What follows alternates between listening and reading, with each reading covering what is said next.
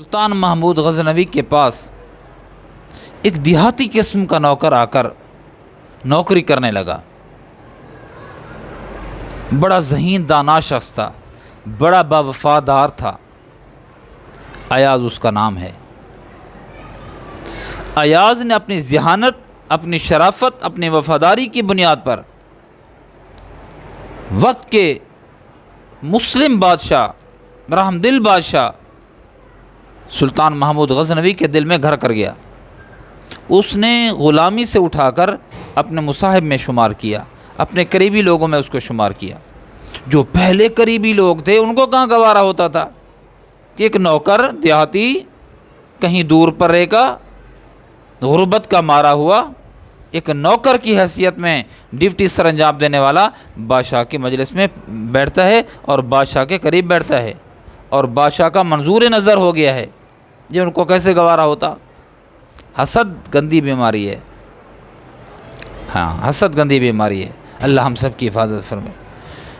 تو ایک دن بادشاہ کے کان بھرنے شروع کر دیے وزراء نے، مشیروں نے۔ بادشاہ سلامت، یہ آپ کا جو نوکر ہے مصاحب اب بن چکا ہے، کسی کھاتے کا نہیں ہے، پتہ نہیں آپ نے کیا دیکھا ہے اس کے اندر، آپ اس کی اتنی اہمیت دیتے ہیں، اتنی ویلیو دیتے ہیں۔ بادشاہ کہنے لگا میں اس کا جواب دوں گا آپ کو اس کا۔ کچھ عرصے کے بعد بات آئی گئی ہو گئی۔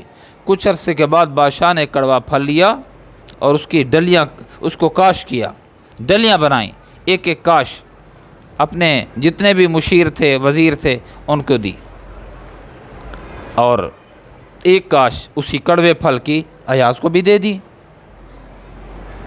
اب جب وزراء و مصاحب مشیروں نے وہ ڈلی منہ میں رکھی تو وہ کڑوا تھو تھو کرنے لگے۔ بادشاہ سلامت، یہ تو کڑوا ہے۔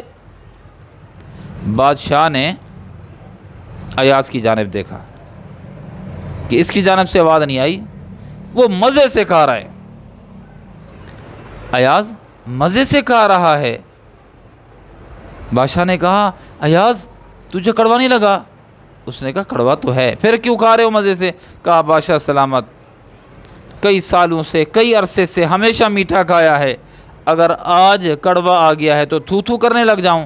جس ہاتھوں نے آج تک میٹھا کھلایا اگر اسی ہاتھ سے کڑوا آ گیا ہے تو کیا میں شکوہ کرنے لگ جاؤں؟ عزیزو، یہ ایک سبق تھا، ایک واقعہ سبق ہے میرے اور آپ کے لیے۔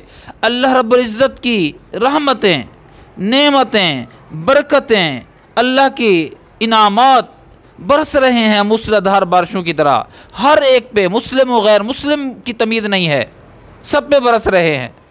اس کے باوجود بھی جب اللہ کی نعمتوں سے استفادہ کرتے ہیں، کبھی اللہ کی طرف سے آزمائش و امتحان مسلمان پہ کم از کم آ جاتا ہے تو شکوہ کرنے لگ جاتا ہے، شرم نہیں آتی، خیال نہیں آتا اب تک نعمتوں سے فیض یاب ہوتے رہے، شکر بجا نہیں لائے، اور اگر امتحان کے طور پر آزمائش آ بھی گئی ہے تو ناشکری کرنے لگے ہو، شرم نہیں آتی؟